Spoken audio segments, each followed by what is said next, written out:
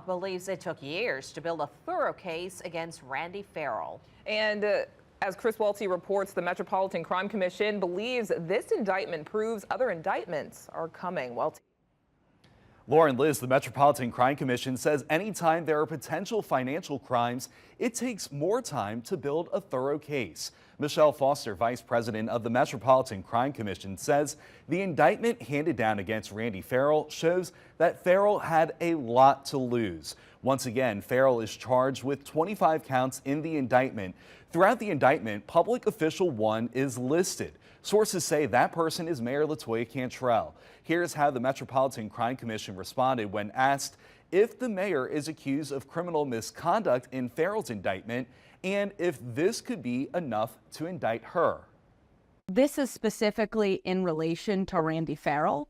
We don't know what else the government potentially has.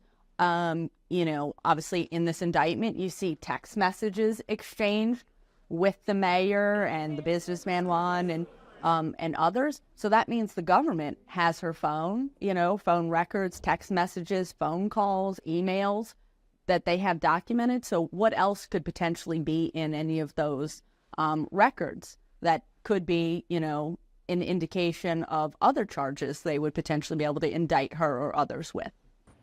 Farrell is no stranger to legal trouble. In 2021, he pleaded guilty to federal tax charges alongside his brother and sister. In addition to his federal legal challenges, Farrell is currently facing charges in Jefferson Parish for contractor fraud and conspiracy to file false statements related to a construction project in Metairie.